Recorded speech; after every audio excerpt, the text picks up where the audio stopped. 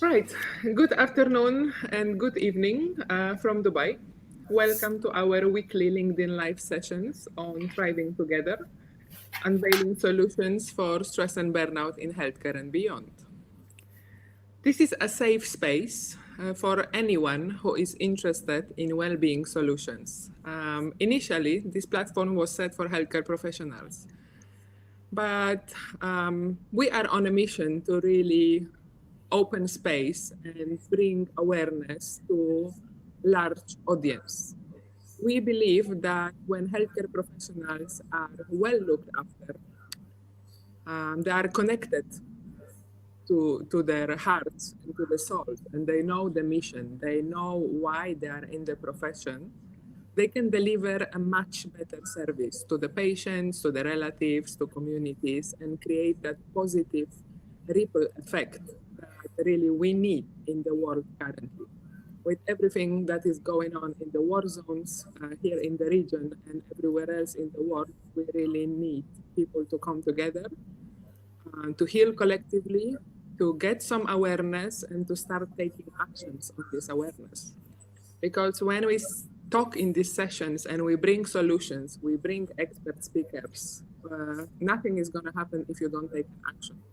So awareness brings choice, and with that choice comes change. So please, please, please, if you learn something good in these sessions and you try it for yourself, is bringing you a positive effect, share it with others. This is how we're going to bring a positive change in our communities.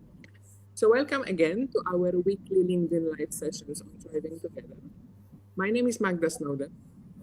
I always start with an introduction, and very often I change my introduction. It's not what I do, it's who I am. So let's start with a human who is deeply passionate and actually obsessed. This is my mission, to help people upgrade their human skills. And when I talk about human skills, I refer specifically to emotional intelligence, mental agility, empathy. These skills that help us deal better with ourselves and with other humans. We know that majority of conflicts and stressful situations happen in our interpersonal relationships because these skills are either not well developed or we got lost somewhere on the way. Stress and burnout happens. So first, I am a human, and what I do, I wear many hats actually. I used to be I'm a former nurse executive. I have worked in healthcare systems in 3 different countries, so in the UK, Kuwait, and Dubai. Uh, I now wear a hat of a mental agility expert. As a pivot of my career, I have developed a 5-step mental agility framework, which I use effectively in mentoring, training, and coaching with leaders, teams, and individuals. It doesn't only have to be in healthcare, so it's healthcare and beyond, same like the title of our sessions. Um, these LinkedIn Live sessions were introduced to raise awareness, actually, to raise awareness, to educate, to help people understand how we ended up in this situation, why stress and burnout happens, not only in healthcare industry, but also outside. When I talk about education and awareness, actually myself, Nina and myself, we are learning a lot through these sessions. It's like I have completed another MBA in mental agility and human intelligence just by running these sessions, by learning from the audience, by listening to their reflections, them asking questions. And thank you so much for providing your feedback really generously. It's not only the comments and the questions that we are getting in the sessions, but also the private messages that you are sending after the sessions. It really means a lot, and it gives us a lot of motivation to keep pushing forward, to making more noise about these skills, to making more noise about empathy, human skills, emotional intelligence, mental agility, because not only that we know, but also it has been proven by recent research and statistics on stress and burnout. We know that World Economic Forum and Thinkers 50 have clearly identified emotional agility as the skill for leaders to lead effectively. That's why our message is oscillating around these skills. So, enough talking about myself. I am privileged and I'm very lucky to host this session with my lovely friend, a fellow nurse and a coach as well, Nina, who is here with me every week, making this experience so much more enjoyable. So, Nina, over to you. Hello, everybody. It's a pleasure to always be here on a Tuesday evening. To be honest, I was just telling Magda that my day started as a firefighter today as I was trying to calm things down in the workplace and bring down the emotional intelligence of some of the people around. And when I come to this session, I don't know, but the energy just shifts and I feel like I'm the right place and the right time, waiting to learn so much from the experts that we talk with. So, I'm Nina Mereb. I have an amazing 6-year-old son who keeps me on my toes. My day job is a deputy chief nurse, and I'm a strong advocate of mental health. And I have had my share of issues related to that and related to wellness and well-being. And I advocate strongly now more than ever for it. And I believe that when mental health is balanced with physical health, there is a better life, there is a healthier and happier life.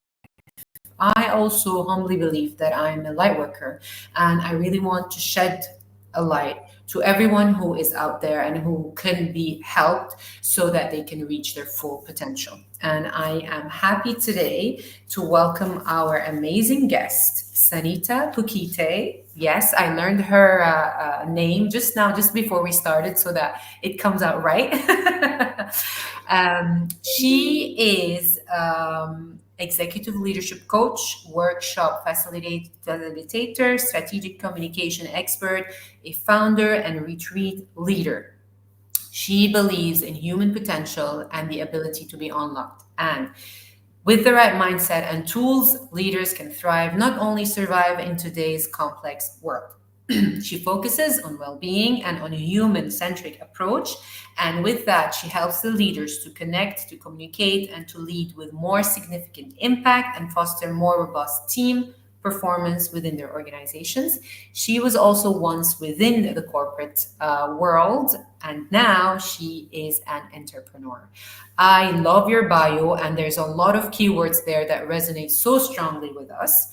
My first question is, Sanita, what led you to this path? And here to you. Thank you, ladies. And perhaps I just wanted to start with how we met, right? Because I think we are here because we met in an event, which literally, I really believe that we connect with those who believe what we believe in. And we met last week, just last week in Mimi's event, talking about empathy. And I think just the fact that we all were there, ready to spend our Friday morning listening skills and empathy and connecting with other people already tells a lot why we are in this field. So I just wanted to start with that. And I think why I'm here, it actually goes many years back because my very first job after university was in learning and development and in supporting development of the others. Then I went into healthcare, just like you, just I was on the other side. You're spending your days, or you were spending, Magda, and you are still spending, Nina, your days in operating rooms. And I was also in operating room during my career, but on the other side, helping nurses and surgeons to learn how to use the devices of the devices that I was selling and marketing at that time. So I have spent a lot of time in healthcare. And now I wanted to go back to where my roots was, which is, unlocking human potential, helping leaders to become better versions of themselves, becoming more human-centered leaders. And of course, I do care very much about well-being and mental health. And I do practice what I preach, doing that in my life myself as well. So yeah. That's a little bit about me, and I just wanted to say before we started, we kind of talked about courage a little bit, and I mentioned that courage comes from Latin word cor, and it means heart. and it means really speaking from the heart. So I just wanted to, since it is a conversation with courage, and for me, courage is a big thing because it takes a lot of courage to do what all of us do. So I just maybe wanted to kind of start this conversation. What does courage mean to you, and what is courageous leadership or action for you? That's a fantastic question, to be honest. And that was something that I always thought about as I grow up into my career. And I strongly believe that I had to have the courage to actually take the steps that led me to where I am. Now, there were struggles to actually take the actions because of the surroundings, the environment, and people putting you down, and also you thinking about your limiting beliefs, or you feeling the imposter syndrome that grows on into you that will prevent you from actually taking the step. But I think as I grow on through it, I realize that if I don't take the step and be the courageous one, I will not fulfill the purpose that I wanted to fulfill, which is being in a leadership role that will help support people, that will help, heal others, that will help promote a better and healthier lifestyle. Thank you, Sanita, for the question, actually. We are not asked direct questions by our guests very often. And recently, we had some powerful speakers that actually ask us coaching questions, Sometimes we really have to go deep inside to answer them. And I really like being challenged, because even though we come from a subject matter expert, myself in mental agility, but there is always something new to learn. So when you were speaking, you just gave me a new awareness. You said that courage comes from the Latin word and is strongly connected to the heart, meaning to me now, my definition of courage will be slightly adapted. It means if it feels right in my heart, the action that I am scared of taking, I would be more inclined to follow the heart. It's not just the logical, comprehension of what is going on and what steps I need to take, but also what is my heart saying. And there is a growing, I would say, awareness, and we see many leadership experts talking about leading from the heart, which is also closely associated with the topics of this session. How the future of leadership looks like. Even Brené Brown said, right, that leadership used to be about the muscle. Then it is very much about the brain, but now and also in future is gonna be about the heart. Saying this, and what I mean by that is, again, going back to the core and to our values and our mission in these sessions, that we are all humans dealing with other humans. So we cannot just use the mind to logically process the information. We have to really connect holistically. So we have the mind, body, spirit, and heart is somewhere there in the center. Perhaps it needs to originate somewhere. And then the other components are together. So this is my initial awareness, and wow, this is big. I love it.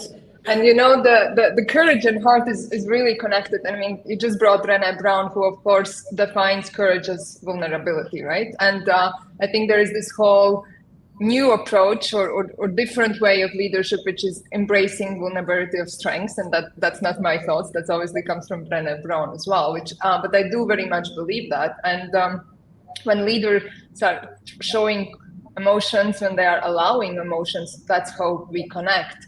And I know that you ladies very much are about healthy and wealthy and well-being in workplaces. And we see a lot of disconnect. We see low engagement. We see quiet quitting. We see all of this. And then just last week, just after we met, I actually went to another conference, and I was speaking to an HR leader, and she was telling me that, what to do with the well-being, because she has her employees coming and submitting resignation. And by the time they submit that resignation, that she can do all the talking in the world, it's too late, right? Because somebody already has made up their mind. So that action has to start way before that resignation is on the table. And those resignations, we think it comes from a lot of work, and obviously there is a lot of work, but if the people feel they are fulfilled and feel they are treated fairly, they are treated like humans, they are led well, this is where the leadership comes in, they are potentially much less likely to resign, and they can come up with other solutions, and that's where the human-centric leadership comes. And then how do we connect with people? We connect through sharing who we are, sharing our stories, sharing our emotions, and just being human leaders, right? So yeah, I love what you just said, Magda. Absolutely. And I love how you said about the human-centric leadership. And I think there's a lot of leaders who don't understand how to do that in the space that we are right now, because I think a lot of them are used to the muscle mind kind of leadership where I am the leader, I know everything, I'm the one who's going to dictate what to do, you do what I say, and so on. And this is creating that disengagement from employees. And coming to the human-centric leadership is not easy for such leaders because their brain, their mind is wired, and they really need to have a total shift that will take them from being the dictatorship kind of leadership to the actual human-centric leadership. And they too need that kind of wake-up call, I would say, and the courage to actually take the step to move forward, because as what we are seeing now, it's very obvious. People are coming to us and telling us, listen, I'm not going to work for an organization that doesn't care about me. You know, it's different from 5-10 years ago. It's a new kind of game, and really leaders have to come to the understanding that you have to lead with the heart and the soul and the mind to be able to succeed. Yes, absolutely. And I think that's what's moving, right? Our session is about the courage is the bridge between surviving and thriving. And that's what's moving. I mean, that's in organization, that's in leadership, but that starts with us, right? Because I think for that leader to come to that tipping point, what you just mentioned, Nina, it has to start with us.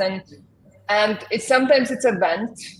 Sometimes it's a catastrophe, let's call it, some kind of thing that happens in someone's life. Sometimes it's a slow realization. Sometimes it's a course. I mean, there are different ways how leaders come to that, but somehow that journey has to start from within. And when we start from within, when we do the work with ourselves, first when we learn how to lead selves, then that only then we can manage to go and lead others in that same human way.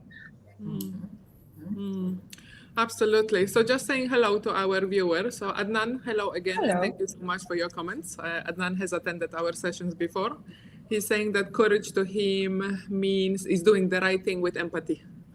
Couldn't actually agree more. Empathy, one of the emotional intelligence competencies, definitely fits well into this picture. Samira Katz, a much needed conversation. Thank you for creating this space. This is a wonderful and much needed area of discussion. Thank you, Samira. We really appreciate it. And Kurat, what an empowering topic indeed. Great going, ladies. Thank you so much for this encouragement. Thank you. You can just see that 18 minutes into the session, there is so much commonalities between the way that we think, and I believe between the way that we feel, because it is clearly coming from the heart. I really started consciously embracing the definition. It's actually not the logical thinking, it has to come from the heart. So whatever I'm gonna produce in this session, in this particular session today, I am really conscious that it's coming from this space.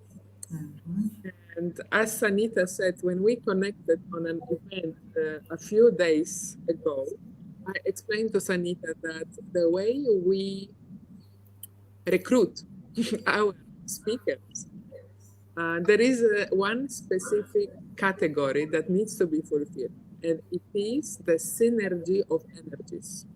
It is not, I'm sure this is not a mainstream topic, how others would bring people to an education session, a podcast, or a live session. But we've learned the science also, how the energy works. And we had some powerful speakers here before who explained to us that everything that happens in organization at an organizational level is energy management. So how the leader is managing himself or herself, and the same way how you're going to manage all your relationships in organization.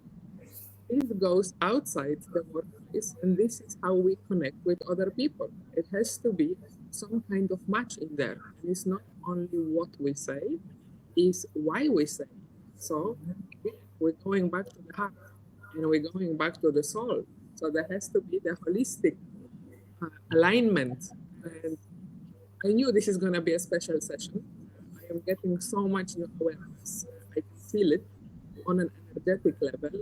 And as it goes in these sessions, we go and start researching more to make sure we bring a lot of evidence-based, we bring a lot of data points and science to give our viewers and also ourselves, some recent developments in this category. So courage between surviving and thriving. With all the recent statistics in stress and burnout at organizational level, people are quiet quitting or great resignation and all the other phenomena happening. Even if employees, want to leave, and a lot of people are going to start their own businesses, there is still a way, to leave the organization. You don't have to leave with resentment and, having a picture in your head that it was all bad, everything was toxic, and I was not treated in the right way. Because you imagine that after that this individual then in their solo career is also not, there is a chance that it's not going to be an optimal level. So the way they will then engage with others, the way they will produce new connections or how they will interact with other people, it's still not going to be optimal because of the experience that happened to them before. So what do we do? This is a question. I'm bringing a lot of issues here. It will all start making sense. But how do leaders, individuals in organizations, move from the survivor to the thriving mode? So how do we bring this courage? Is courage a skill? We learn it. Is this something that we are born with and then we are developing it through life? So I really want Sanika to answer this question because she suggested this beautiful title. I knew that the title is right. I'm just trying to get more flavor, more juices from it. What is it then that we can do on an individual level and collective level? I'm losing you a little bit, Magda, but if you can just repeat the last thing that you said. The last thing is the question for you. How we can move from the surviving mode to the thriving mode. Let's say I'm a leader in organization and I really need to bring this courage. So this is question number 1. And question number 2, is courage a skill? Is this something that I can learn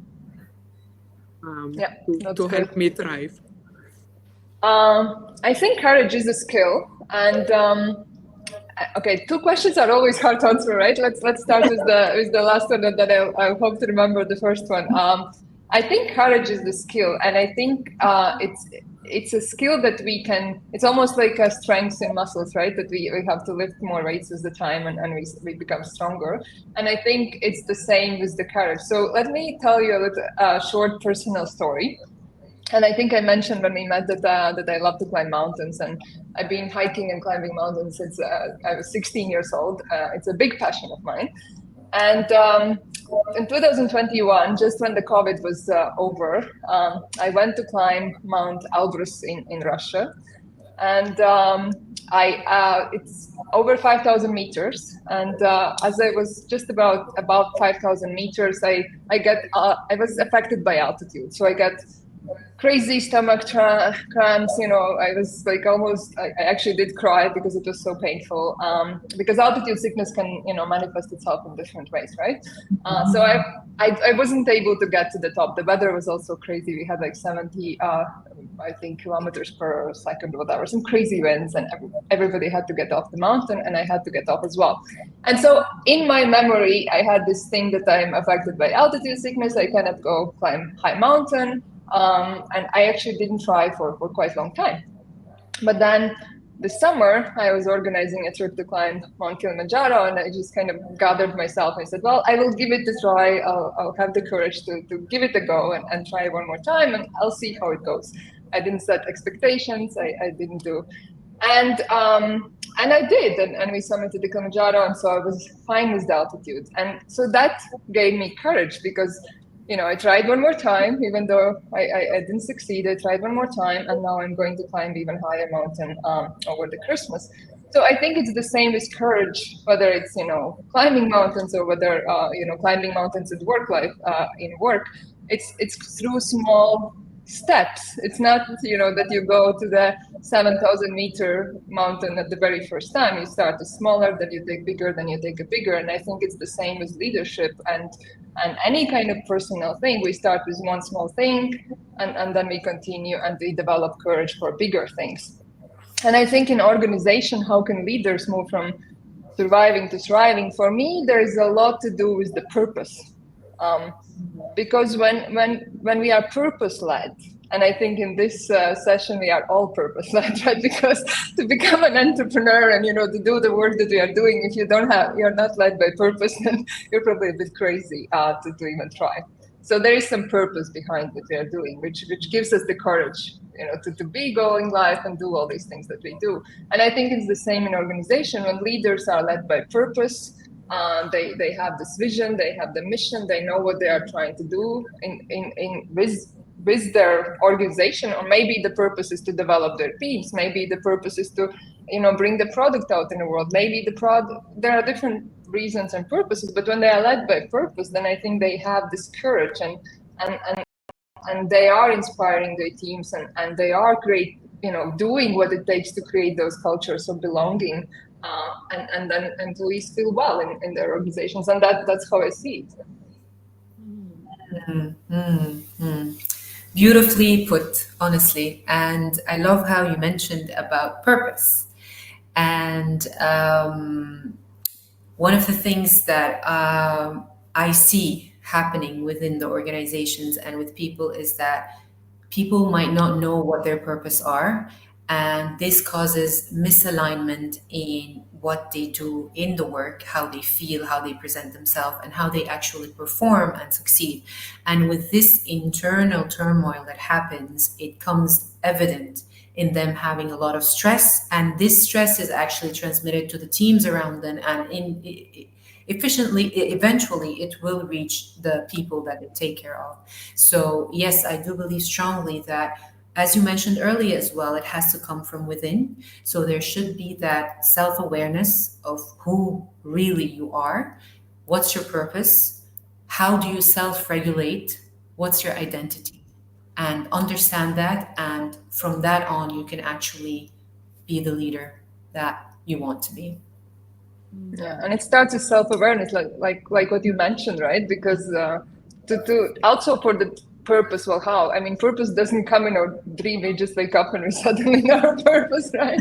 I mean, we do the work. We are learning about ourselves. We are becoming more self-aware, and in that process, through steps of experimentation, through readings, through learning, through meeting people, through having all these different inputs and doing then the reflection work ourselves, we can slowly come to our purpose. It's not just something that has handed on our plates, right? Yeah, again, this has come up in many conversations before, right? You need to do the work on a personal level before you can start helping others improve. So if as a leader, I don't understand myself, the purpose, my values, my triggers, why am I behaving this way? Why do I feel that I'm in survival mode? So if I don't know my internal state, then there is no way we can start moving from survival to thriving. And when we are talking about courage, I really feel we need to bring fear also to fear is definitely there. It is something that is present almost on a daily basis. And how do we look at fear? It's going to affect the way that we are going to behave. Because I've learned, for example, from my personal example, from working with coaches, mentors, if I perceive fear as an enemy, it is very difficult to move from that situation because it's always thinking fear is going to control me and it's telling me something that I should not do, I should stay in the same position. Through awareness in one of the sessions, I've realized that fear actually can be my friend. So it is someone that is sitting next to me instead of perhaps being behind me and in front of me and being in a position of an enemy or an aggressor. So again, the way we look at things, how we reframe specific concepts, it's definitely going to be a make or break how we can bring that courage on a bigger level. How can we move from surviving to thriving? So I always say when, for example, we are working on a project, people will say, let's consider a worst case scenario, right? What is the worst that can happen? But why don't we ask, what is the best that can happen? Why don't we create, this positive picture in front of us and something that will give us more courage to move forward and take action? I think this is something that comes to me. So Sanita, what is your take on fear? And do you know the origins? Perhaps you have your own definition. And is fear coming from the heart or is it coming from a different space? Fear and courage are very, very much related. And it was actually Aristotle that said that courage is exactly kind of in that middle between recklessness and cowardice. Because whenever we do something new, or something that's bigger than the normal comfort, watching TV, yourself or something, we're gonna be afraid.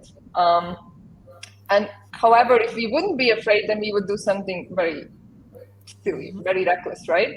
So we have to have some level of fear. It's just that to transfer that fear into a positive force for action instead of letting that fear to stop us from doing what we have to do. So it's almost do it despite your fear, but do it. The Nikes just do it. I think it's a good one. So I think there is always this fear and action. I mean, even if you look the Olympic, we just had the Olympic Games, and I think there was this clip with Simone Biles, where she just said that you got it before the start. So even those who get like gold medals all over the place, they also have this fear. So everybody has the fear, just doing it despite. And actually I wrote a LinkedIn post this morning thinking about it, because I had a conversation with a friend this morning who was exactly talking about it, how to overcome the fear, and it was more about writing on LinkedIn or whatever. But it's what's the worst thing that can happen? Like, people will not like me, or people will whatever. I mean, and what, it's fine. It's your thoughts, right? You're sharing your thoughts, and if you're okay with the worst one, then it's okay. And then also we have all these stories that we tell ourselves, and then when we start to analyze those stories, then half of them are not even true, and the other ones will never even happen anyway. So you might as well kind of start and do it, and then see where it brings it. So I think everybody's afraid. It's just that, do we do the action, or do we let the fear stop us? That's how I see it. Nina, what do you think about this subject?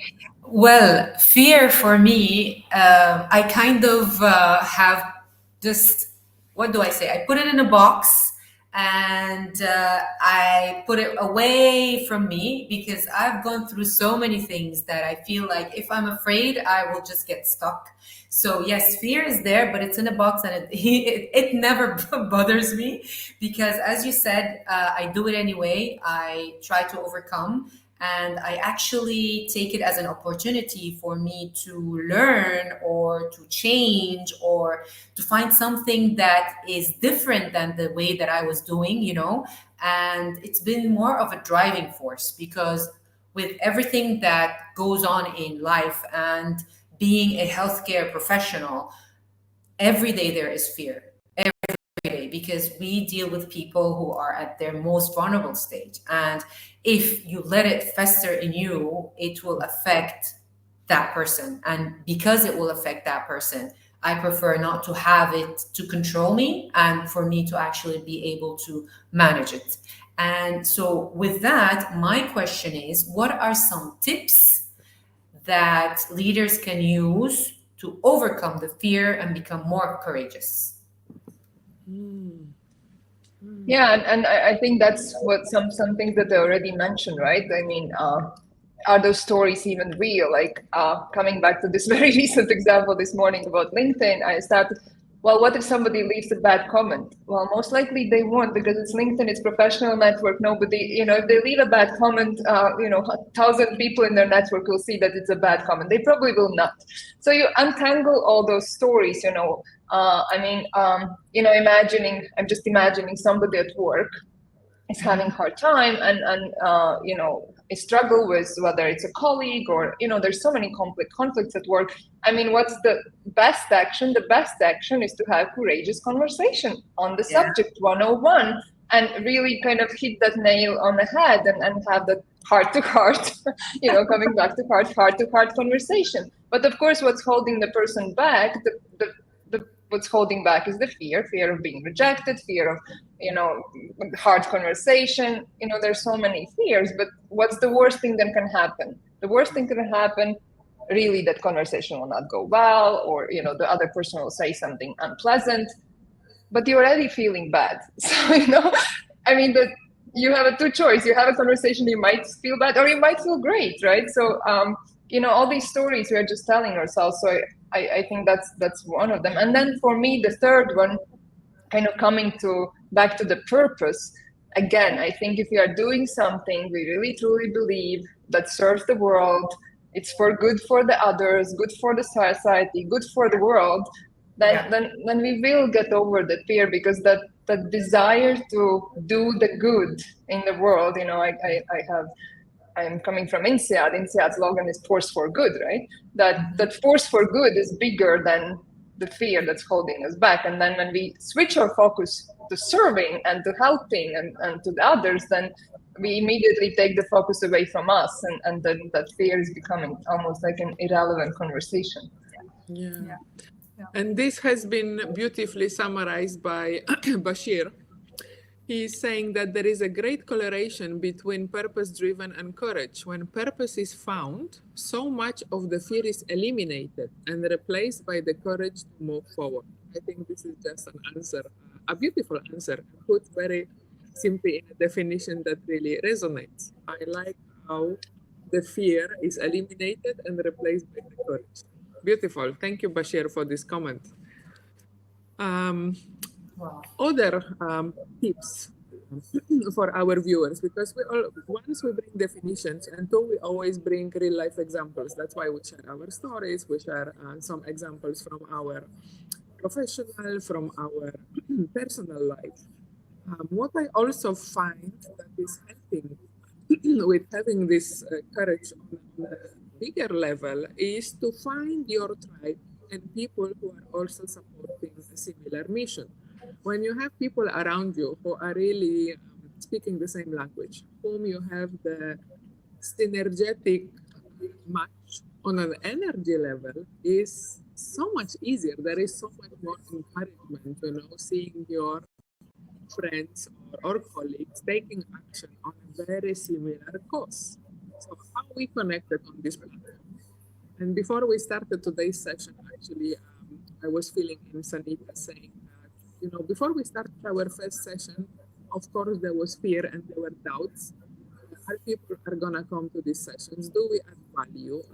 Are we enough educated to be subject matter experts, to be talking about well-being solutions or stress and burnout solutions for healthcare and beyond? And as we took actions, and the right individuals came, to our tribe, we started receiving feedback. So through feedback also, you learn a lot, and not only to say this session is great, but what else can we add to improve it? I think think important to be vulnerable and to open yourself for this constructive feedback, because otherwise, how can we improve? And even Sanita, as you said, if there is a negative comment that is gonna come on LinkedIn, I still believe it's there for a reason. In every negative or even not so constructive comment, there is a lesson. The question is, are we vulnerable enough? Are we courageous enough to take that comment? And what are we gonna do with it? Of course, if it's within the limits, what is professional and how does it land? So yeah, Adnan is saying, I talk to my fears and I see if they make any sense. And as always, it is really sensible. So as always, is it really sensible? So I move on. I think fear is a core emotion and its job is to warn us. Much of it is based on assumptions, but it helps me discover what beliefs I hold on and then help myself find the right resources to get through. Yeah, so I think that comes back to the self-awareness, right? When we are self-aware. And I think, Magda, what you just mentioned is the failure, right? Because why we have so much fear? It's about the failure. Like, in coaching, we have these wonderful questions that I'm sure you ladies know, right? What if you couldn't fail? What you could do, right? And then people suddenly have openings. Oh my God, like I could do this and this. And what's stopping you? Well, actually, potentially nothing, right? Because what's the worst thing that could happen again? And I think that fear of failure, but it helps to reframe. I really love the reframing techniques, right? So it helps to reframe. What if we see failure not as, oh my God, I failed, so now I'm not good enough, or I'm not successful, or whatever. But what if I see the failure as a stepping stone towards growth, towards progress, towards success, right? It's just a stepping stone. I mean, okay, one stepping stone slipped or whatever, there is the next one and next one and next one, and I just try again and do it again until I succeed. Or if I don't succeed that direction, then I pivot and change and do another direction. So I think there's a lot of this associations and things we tell ourselves connected to the failure and who we are if we fail. And of course, these are all the things that come from other people much more than us, right? Because it's always about what other people are thinking if we fail versus what we are actually thinking. For us might be even okay. So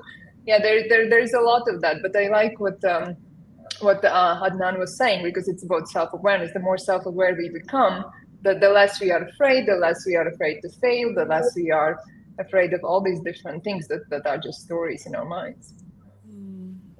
Absolutely. Yeah, and I think self-awareness is also connected with, sorry, Nina, I know you want to say something, but just a quick one. Self-awareness is connected to courage, because we need to be courageous enough to embrace this self-awareness. What if something really uncomfortable comes to the surface? Are we ready to deal with it? So thank you. This comment again is another awareness added on my point. Thank you for all these comments. Absolutely. And I think we should also look at the word thriving, because thriving doesn't mean that every day you are reaching your 100% potential and you are pushing forward and there's no time to rest and you just keep giving and giving and giving. Thriving means that in times where you are fully loaded, you take a time to breathe and you believe that I'm going to continue in my journey and I'm going to continue to push and I'm consistently focused in order for me to achieve my goal. And this is something that I learned the hard way, because I continuously used to just, push myself until I reached that level of burnout. And then I realized that this is not going to be sustainable. It's either me or my job. And I really love to be what I do. So I learned the hard way, but luckily I'm now in this kind of self-awareness and understanding is that I really need to decelerate, like rest, in order for me to actually accelerate.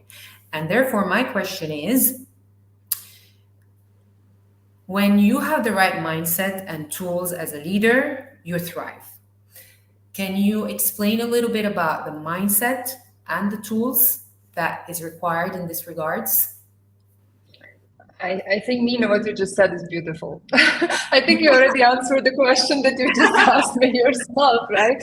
Because I think I don't like the word top performance or high performance. And it's fine in sports where you need to run that one marathon and you focus and you do it right or whatever, you jump that high thing. But in life, it's not about high performance because we cannot have high performance all the time. I like the word optimal performance. Yeah. And optimal performance means optimal for me in that day, in that hour, in that week. And sometimes it's 50%, and sometimes it's 150%, whatever that optimal is.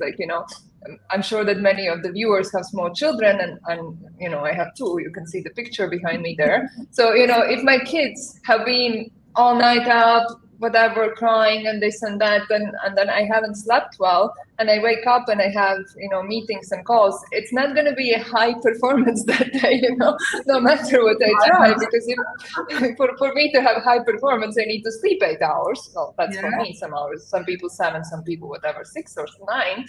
So that's going to be optimal performance for that day. I can just do my best and be there. And I think that's firstly what I like is the optimal performance. And I think the other piece that you, Nina, just mentioned yourself is slowing down to accelerate, this importance of taking the pause and then finding that way that really gives you ability to take the pause. Like I mentioned, for me, it's mountains. I go hiking almost every weekend. And I spend my holidays in the mountains, and that gives me that break that I need to kind of take that pause and regroup.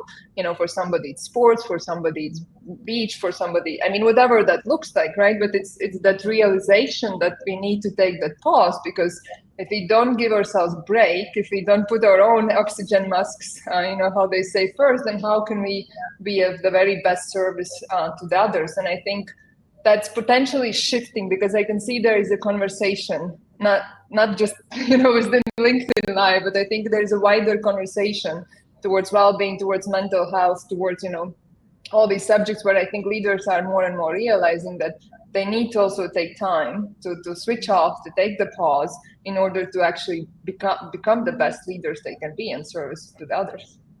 Absolutely. Yeah, couldn't agree more. And actually, we are discussing a lot about the definitions. That's why we started what is courage, what is thriving, what is surviving. We need to really understand on a personal level first the definition before we can start making perhaps an improvement plan and creating step-by-step approach how we're gonna achieve this goal. So courage is personal. Thriving is personal, not only the definition, but the journey, how we're going to reach from the current state to the desired state. Mm-hmm. Very much we see in the digital era, in the workplace reality that is powered by AI, innovation, calls for sustainability, thinking outside the box. Very often, I used to challenge this a lot, asking people, what is the box? What's the definition of the box? If you cannot answer, then there is no way we're gonna start thinking outside the box, because we don't know what the box is. So how can we remove these boxes and we start perhaps with a blank space? Exactly. Sometimes I think it's good to start with a blank space, start bringing these concepts of thriving, surviving, courage, putting your own definitions that are not influenced by the external world, but what your friend is doing, what your boss is doing, or what the influencer is, putting out there on Instagram, LinkedIn, or any other platform. And saying that, of course, is easy to get influenced. It's impossible to detach almost from the social media and the influx of information that is bombarding us every single day. So, Nina, as you said, we need to come to that moment of pause. And I very often say that our brain or our mind has to come to a moment of stillness. Yeah. Because in that stillness, we can embrace our position, where we are, what needs to happen, what resources do we need, and how we're going to move forward from this very often complex situation. But the more understand, the more we can make a better choice. And with that choice, we're gonna create a change on a personal level, on a collective level. So awareness, choice, change. So what's the box for you, Magda?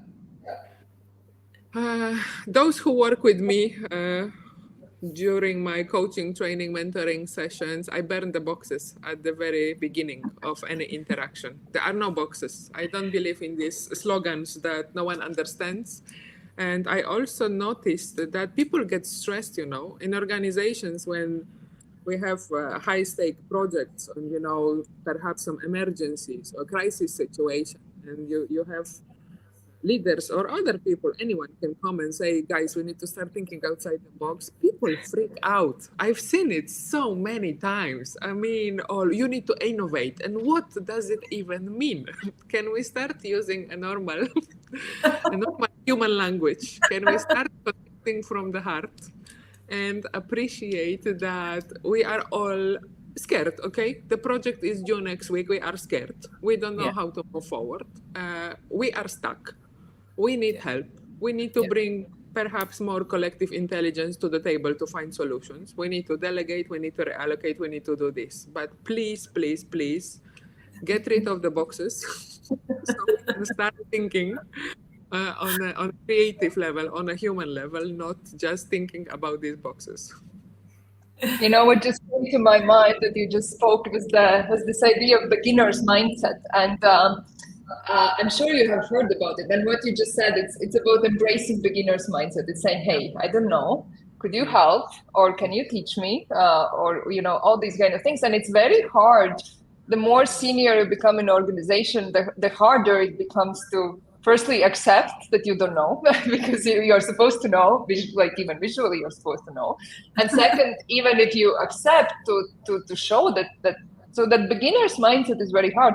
I remember when I went when I started my executive MBA, people are like, wow, you know, you're so brave to go back to school. Like even that idea to go back to school and to again, you know, sit in a school chair and be completely vulnerable because I freaking have no idea about statistics whatsoever, and I have no idea what the professor is saying. But you know, I embrace it and I learn it and I get over it, right?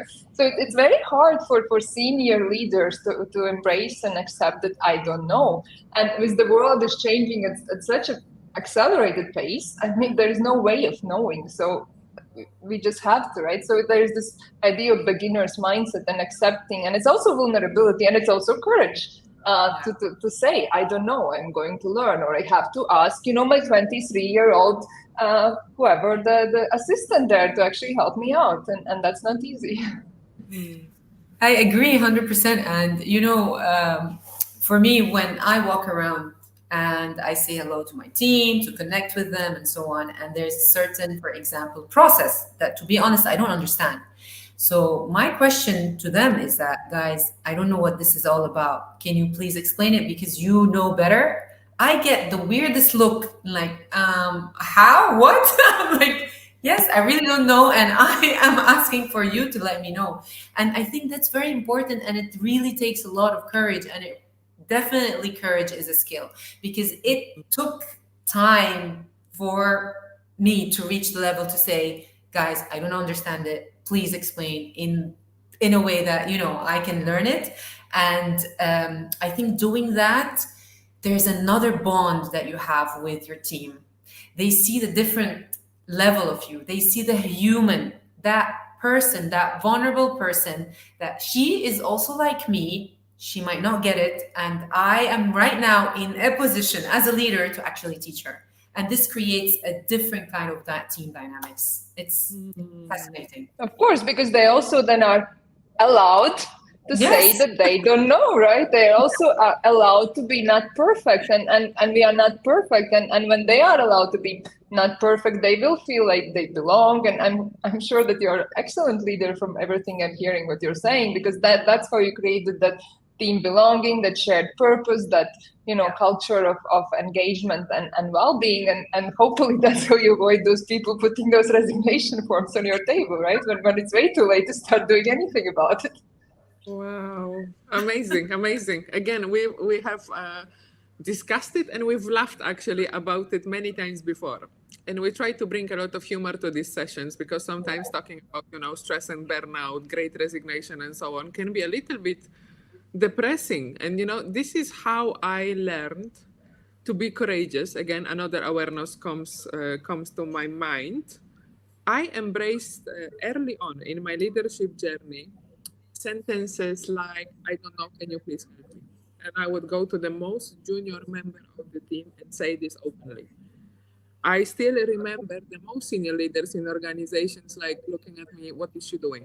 This is not the kind of language that a senior leader is using. Again, I think because I knew at heart that this was the right way to do it, I pushed on and I pushed on to normalize that conversation. So my team is also able to say the same thing.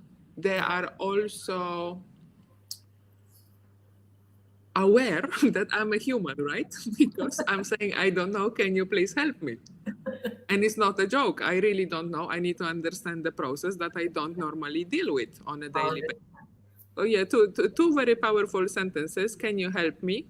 I don't know. Can you please explain me? Because, I don't have expertise in that field. And really this sentence can change the course of a conversation. It can change the course of the team dynamics.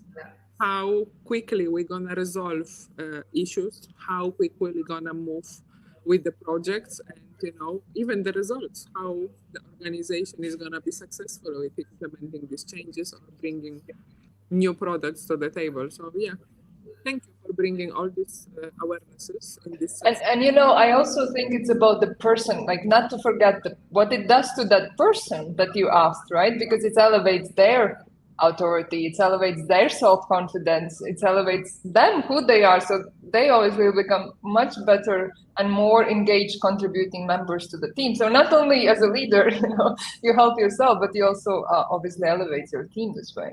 Yeah, practice what you preach, and walk the talk. Be vulnerable, so your people can also embrace the same attitude. Bashir again is saying that he totally agrees. In a crazy, fast-changing world, I believe knowledge is becoming short-lived. If we can't embrace the beginner's mindset over and over again, we will be dragging behind and frustrated. Thanks, Anita. Yeah? Beginner's mindset is the antidote to frustration in this crazy world. I couldn't agree more. Well, so we are nearly at 1 hour here in our session, and it is truly special. I knew it's gonna be a powerful one, full of examples, tips, solution, personal stories, and also a lot of wisdom in there, We are here to learn something new every day, and if we are not learning, I think we are moving backwards. So definitely this session moved me again forward and gave me a lot of ideas, not only from what we are discussing here between the three of us, but also the comments that came from our viewers. So my biggest awareness here, I'm gonna go back to my first reflection in this session, is the courage coming from the heart. And I'm very much aware to put my conscious attention where the energy is coming from when I'm taking action. If it's coming from this space, it means it's the right thing. And I should push with that action, even if the fear is there. Leading with the heart, and then the fear will go away, right? Yes. Poof. And burn all the boxes. For me, I love the burn all the boxes and have the right purpose, and courage equals to brave heart. Yes. Well, thank you for bringing me in this wonderful conversation. It's been really, really great. I haven't seen the comments. I'll go and check them afterwards. And yeah, I hope that we can move and lead a little bit and to create more human-centric leaders who have open minds, beginners' minds, and are embracing that, we all need to learn, and it does take the courage to be vulnerable. Yeah, and it is okay to say, I don't know, can you please help me? Yes.